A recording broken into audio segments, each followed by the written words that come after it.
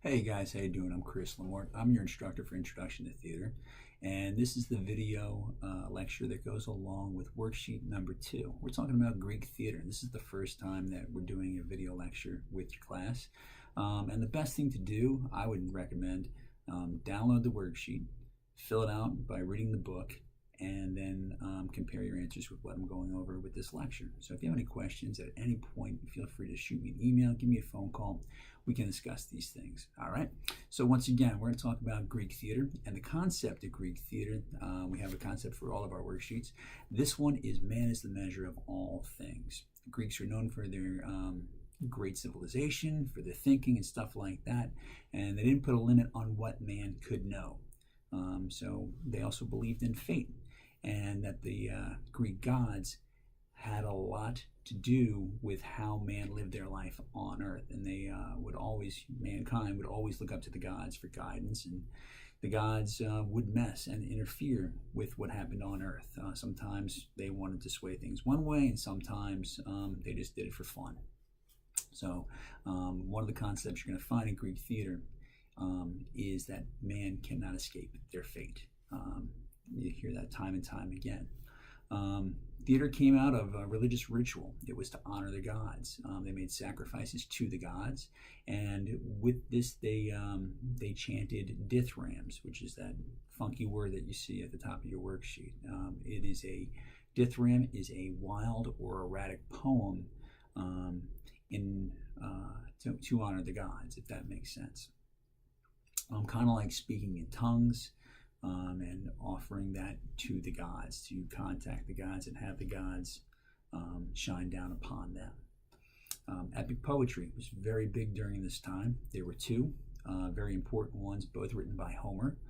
There was the Iliad, which talks about the Trojan War. If you've ever seen the movie Troy, that's basically the Iliad, where Helen is the face that launches 1,000 ships. She's kidnapped from Greece, taken over to Troy, and then the Greeks come in and they have this battle, this war that goes on for I think 7 years, and that's the story of the Iliad. The Iliad is also the greatest source for Greek tragedy. The Greek tragic playwrights went back to the Iliad and used that and some of those stories for the basis of their Greek tragedies, their plays. Also, the other notable work at that time was the Odyssey. In the Odyssey chronicles Odysseus's travels. He was a king from Greece, getting back from Troy back to Greece after the war. I think it took him 13 years to make that journey back, and they get swept up, and the gods push them around, like we talked about earlier. And then also they run into the Cyclops, they run into the Muses, and all these other things, and all these trials and tribulations before they finally get home. Incredible story. If you've ever seen the movie, why does it escape me now? Oh Brother, Where Art Thou, by the Coen brothers, starring George Clooney and John Turturro and Holly Hunter. It's the same exact story. It's just updated. The movie is Oh Brother, Where Art Thou into 1930s Mississippi / Louisiana type of thing. But you have a Greek chorus, and that's all present, and it harkens back to Homer's original, the Odyssey. And these two pieces of literature, the Iliad and the Odyssey, were recited in town squares, and people would, give them some money, and that's kind of how we got these orators and how we got these art forms going. And kind of, some people believe it is the beginning of mass communication in the Western world. Up until this point, we don't have that timeline, and this is where it begins. The Greeks thought that theater was there to educate, to set the laws, and also show people what the moral standards are. If you do this, if you do this, if you do that, you will live a righteous life. If you don't do this, if you're like, say, Oedipus, and you try to escape your fate, and you do this, and you do this, and you do that, you will pay the price, and you will be smited by the gods. Also, we'll get to this in just a little while, the Greeks, the tragedy playwrights, they believed it was worse for the character to live and live with the grief of what they've done than to just kill them. If you kill them, that's just too easy. They had to suffer, and people could learn from their suffering. Don't be like that person. Don't be like that person. Do the right thing. That sort of thing. The sponsors. There were sponsors. There were public sponsors, people who put up their money to produce the plays. And also there was assistance from the Greek government to produce these plays. So if you had somebody from society who said, hey, you know what, I want to gain the favor of the gods, I'm going to put up some of my money for this. And then the city would also put in money to help them produce the play. They were given a part in the play. They were the chorigo, which is the leader of the chorus. They would do their part in the play. And then the gods would shower them with greatness for their role in society, for their land, or whatever they were praying for. The audience of this time were mostly men, just male elite citizens. Women and slaves were not permitted a place in society. So the audience during the Greek plays were men, usually the elite citizens for that. Also, only men were allowed on stage as well. So men played the female roles, and we'll get to that in just a little while. But it's only men in the audience and men on stage. Let's see. Religious festivals, as we talked about, these were to honor the gods. Their sacrifices were made so that they would gain favor with them. There was one god in particular who was the god of theater. Also the god of wine and the god of fertility. And his name is Dionysus. The Roman equivalent of that is Bacchus. And being here in New Orleans, we celebrate Bacchus Sunday, but the Greek equivalent is Dionysus. Dionysus was the son of Zeus and Semele. Well, Semele was not Zeus's wife. Hera was Zeus's wife. Long story short, I'll try and keep this short. Zeus is checking everything out in the kingdom one day. He comes across this beautiful young maiden by the name of Semele. He goes down, he says, hey, how you doing? You're beautiful, let's get together. They get together, she gets pregnant, and then Zeus goes back up to Mount Olympus. Hera, Zeus's wife, finds out about what happened, and she says, hey, Zeus, you need to go down and tell Semele what happened, who you are and what's going to happen now. And he says, well, I don't really want to. One thing that the Greeks knew, Hera was extraordinarily jealous of whatever anybody else had, she wanted it. So she told Zeus, go down and you have to show yourself to Semele in your natural state. Well, his natural state was that of a lightning bolt, a thunderbolt. And he didn't want to, but he went down and he showed Semele what he was. And immediately upon seeing this, she died. And then Hera came down and she took the little pieces of the baby and she ripped those pieces and threw them all over the place.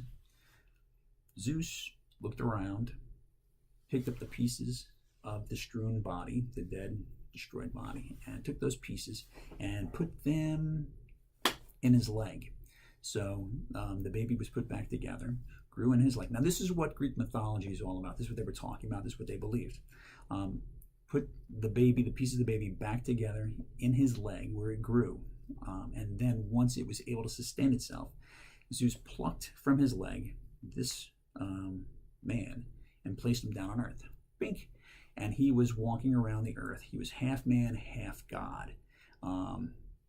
Just kind of like some people would equate it to Jesus Christ, because you have someone who is mortal and a God at the same time, a deity, and walking around and performing miracles. So that's, kind of the way that Jesus Christ was revered on earth, is the way that Dionysus was perceived in the Greek culture as well. So Dionysus, he is the one that they had these plays, these ceremonies, these festivals for, to honor Dionysus. And when you gained favor with Dionysus, once again, he was the god of wine and fertility. And not just physical fertility, but also for your crops and stuff like that. So if you gave these offerings up for Dionysus, then you would have a plentiful harvest that season. So it's pretty cool. Yes. Actors were known as thespians because they had a competition, and this is where it gets a little fun, a little crazy. There was a competition every year. The city Dionysia would say, we need 3 playwrights. We want to produce 3. I think you can see 3, yeah. 3 playwrights. And each 3 playwrights, they're going to write 3 tragedies and 1 comedy. So then you had different people who would submit their plays, and they chose the top 3 playwrights. And once again, they each wrote 3 tragedies and 1 comedy. The tragedies would be performed first, all in one day, boom, boom, boom. Then they would be followed by a comedy so that the audience left on a high note. Because if you sit there and read and watch and read, see these 3 tragedies, you don't want to go home and slit your wrist, man, cut your throat and die just because so much tragedy on stage. So they would give them the comedy at the end. So they say, all right, cool, life's not so bad. Is that what we're looking at here? Yeah. Audience, religious festivals. I'm going right down the worksheet. Thespis. Thespis won the first competition. Thespis was an actor, a writer and an actor, and he wrote the plays that were accepted. He won the first competition, so then anyone who came after him was known as a thespian, someone that follows Thespis, who was considered to be the first actor, and that's where we get that term today.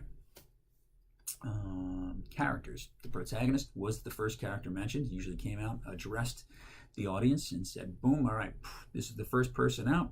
He's the most important, so we're going to pay attention to him. Then you had the antagonist, who was the secondary character, many times in conflict with that lead character.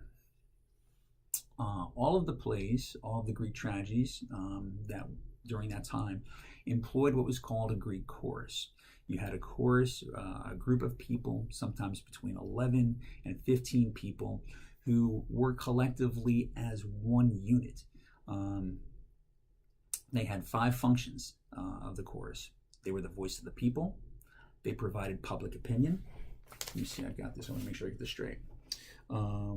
They expressed the author's point of view.